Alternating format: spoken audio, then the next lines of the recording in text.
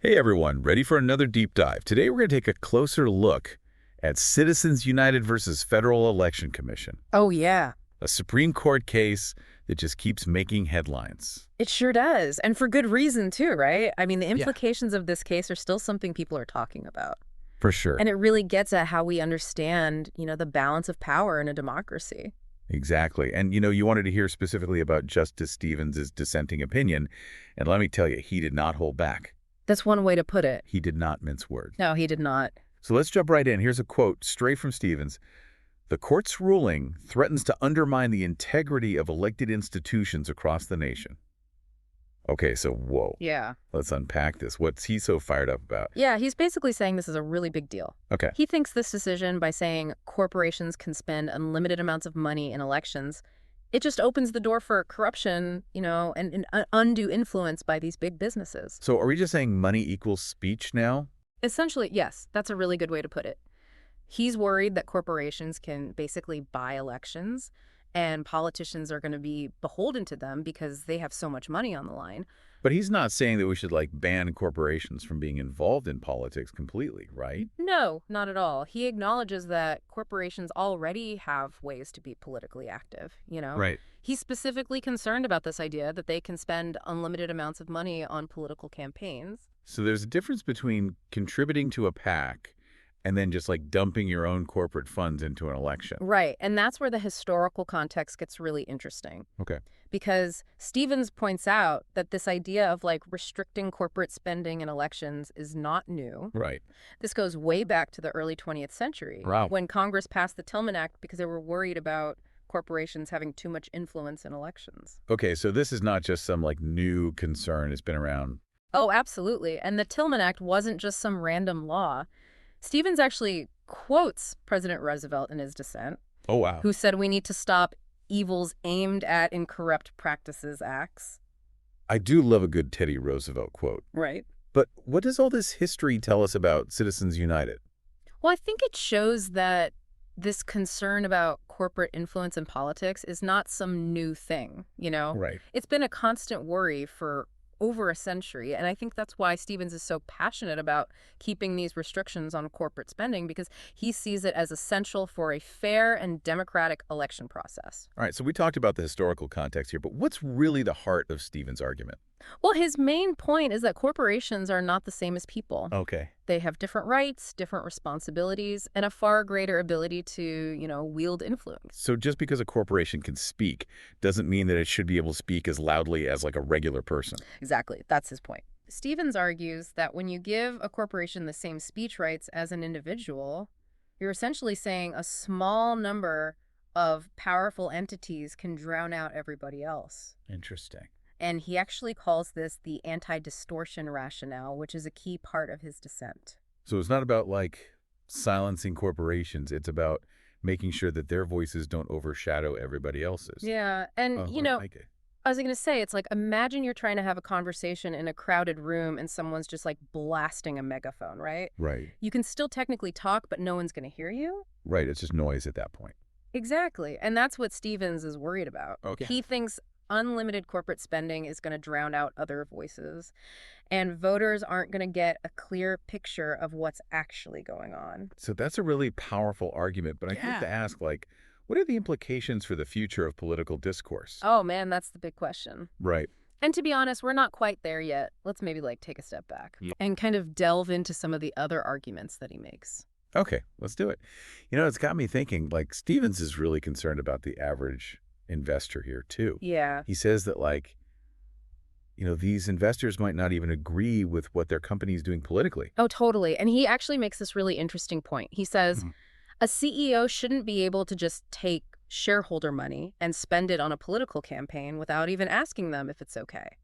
Right. He calls it the shareholder protection argument. Oh, interesting. Yeah. He's worried that shareholders who don't agree with the company's political stance, they might feel like their money's being misused. So it's not even just about the average voter, then. It's about the people who, own a piece of the company. Exactly. He's highlighting that even within a company, you have different people with different opinions, different perspectives, right? Of course. And saying that this idea of shareholder democracy, where shareholders have the power to influence the company's actions, Right. It's not as simple as it seems. So you're saying it's not just like voting on a candidate. Right. Right. It's not that easy, especially for like smaller shareholders Right. to actually make their voices heard. It's like being one voice in a stadium. Exactly. They can't be heard. It's really hard to be heard. Yeah. So Stevens is saying that, this unlimited corporate spending, Right. it could influence not only elections, but also how shareholders are actually represented within their own companies. Wow. That's a really good point. Kind of like spills over, right? Right. And that leads us to what I think is Stevens' final Yeah. and maybe most pointed critique, Yeah. which is this idea that the court, by overturning all of this legal precedent, Right. really overstep its boundaries. Yes, exactly. And he really takes issue with how the majority opinion kind of deals with Austin v. Michigan Chamber of Commerce, Which was a case that had upheld restrictions on corporate political spending. So He was saying, they just threw out, years of established law without really even thinking about it. And that could really damage our democracy. so to put it simply, he's saying the court was being judicially activist. That's a good way to put it. Yeah. Okay. He argues that Congress, they spent years working on these campaign finance laws, basing them on evidence and debate. And the court shouldn't just be able to come in and say, nope, we don't care, Right. Like they should have to respect that work. Exactly. It's about the process, Right. And it's not even just about the rights of the corporations, Oh, the people who are speaking. It's about the people who are listening to.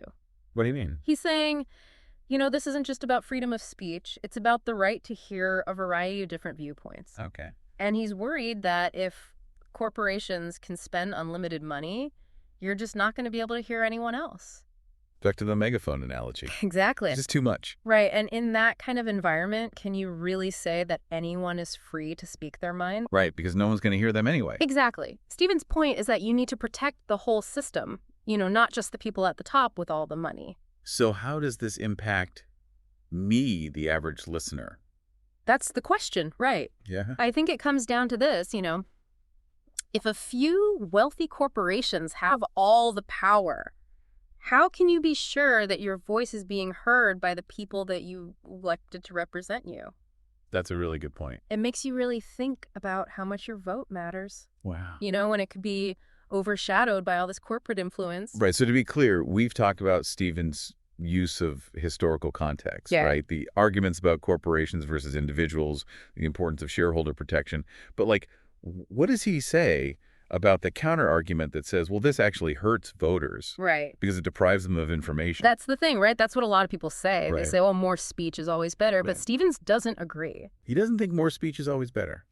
He doesn't think more speech is always better. No, he doesn't. And, he says that more speech isn't really helpful if it's just the same message being repeated over and over and over again, right? Right. And it drowns out all the other voices. Okay, yeah. It's like that saying, if you have $1 million, you can get your message heard. If you have $1 billion, you can make sure that no one else's is. Exactly. And, Stevens argues that the kind of speech that these corporations are going to use their money for, well, it's not necessarily the kind of speech that's going to create like a healthy back and forth. So you're saying they're not going to be funding those in-depth documentaries on C-SPAN?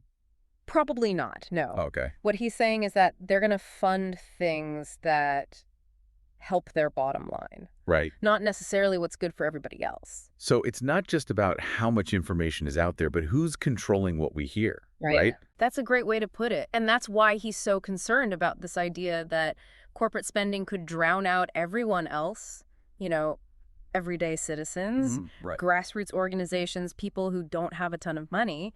He thinks it undermines the whole idea of a healthy democracy. Okay, so this has been really interesting. Stevens is really challenging this idea that more money in politics is always a good thing, right? He is. And he's saying that it might actually be the opposite.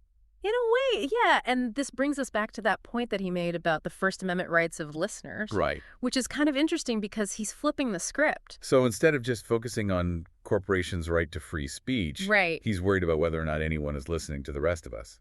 Yeah, exactly. Because if you can't hear those other voices, if they're being drowned out by all this corporate spending, then it's not really a marketplace of ideas anymore, is it? Right, it becomes a monopoly. Exactly. And in that situation, no one's really free to speak their mind. Because no one will hear it.